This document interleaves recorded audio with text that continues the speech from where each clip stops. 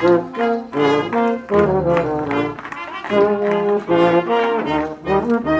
are the Britannia Coconut Dancers of Bacup, and today it's our annual boundary dance. It's a processional that undertakes a dance from one boundary to the other, i.e. from Whitworth down to Waterfoot and Rosendale. It's worked out at about 7 miles, with the stops and the turns that we do the dancing on. It's embedded in the heart of everybody, including myself, that comes from this area, because our uncles, brothers, sons, fathers, grandfathers, nephews have all had something to do with this particular troupe. So it's a very proud thing in the valley. Do you have any nicknames?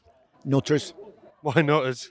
Well, it's something that sticks with us. I suppose that comes from the original emblem, the Britannia Coconut Dancers. So everybody in the valley said the Nutters are here. I've seen a couple of you dancers carrying a black box around with pounds being put in it. Yeah. What's that for? That is for charity. We're renowned for collecting on Easter Saturday all the funds for charity. Coconut Dancers will donate to the Rosendale Hospice.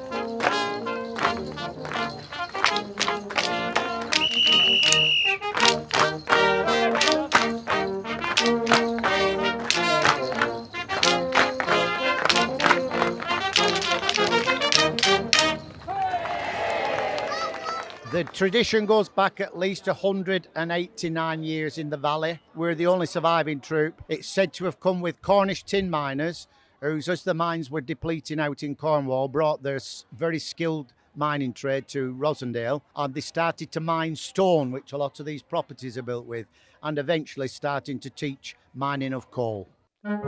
So what can you tell me about the Bacup Coconut Dancers? Nobody seems to know really the full origins. This is a photograph of Tunstead Nutters Jubilee, which is from 1857 to 1907. We think it's definitely a Moorish pirates dance, because the Moors used to come into Cornwall and Devon and nab white people and take them back to their Arab masters on North African coast, and they used to sell them there for big money, and it was something that caused a problem, and Henry VIII was the first man to get a gunboat set up and formed what became the British Navy. He said, I'll put a stop to it, and he did do. So they said it's a dance of revelry, whereby there's been a sort of a celebration of a fight or whatever, but that's the oral history passed down to us by our great-grandfathers.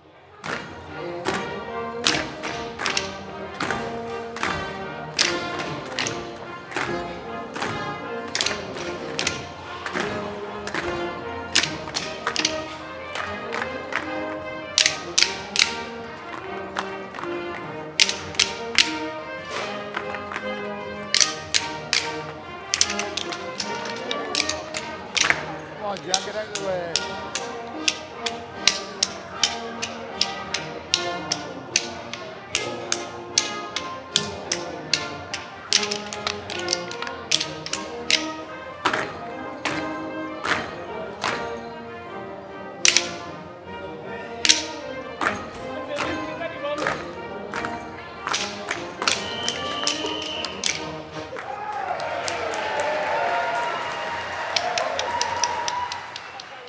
So I used to live in London for 12 years, and when I first bought the church, I was outside doing the gardening, and they were doing their parade. And I was surprised to see such a beautiful parade going through.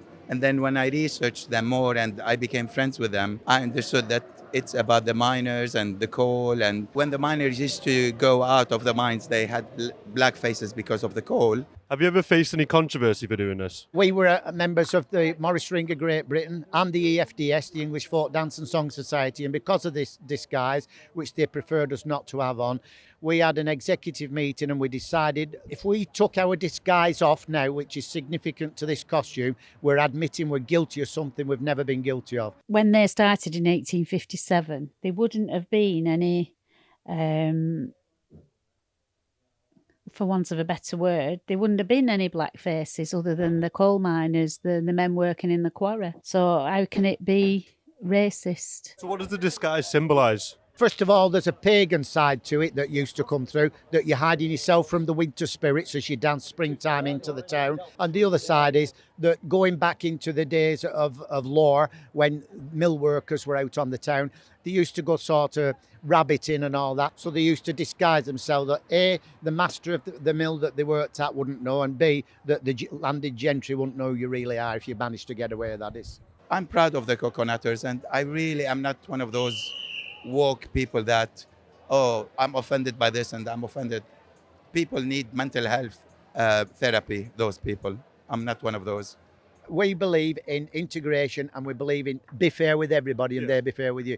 Treat them as you'd like to treat you, and we all get on. We don't feel that we've ever done anything that causes harm, and if we did, then it would be a different story. And I have to say that the BLM of Lancashire have sanctioned us as a genuine Lancashire folk troupe, and they've sent us a letter to that effect and says we don't see anything racist or anything that could cause offence with this group whatsoever. I have the letter at home, signed and dated. By the BLM? Yeah.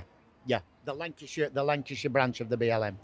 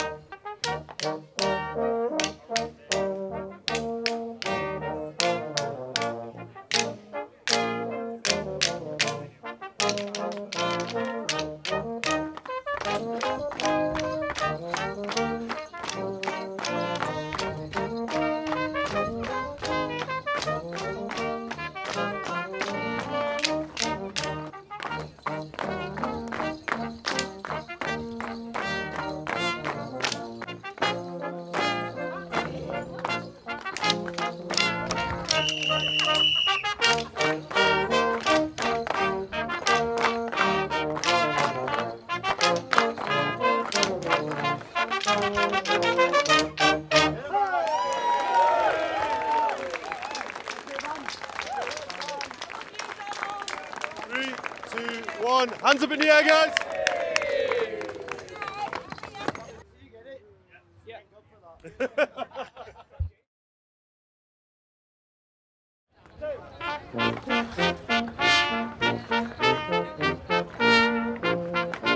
Last year we had a family from Nigeria. They watched us dance, and I went up to the lady and said, you were very interested. How did you find that? She said, absolutely splendid. And she says, I have to say I can see nothing African about your dance. Absolutely not. I said, thank you. I wish I could have that in writing. We also get invites to Pakistani Day. We go and have lunch with the Pakistanis and we dance with their dancers. We've danced at Rotten Store when they've had Pakistan Day.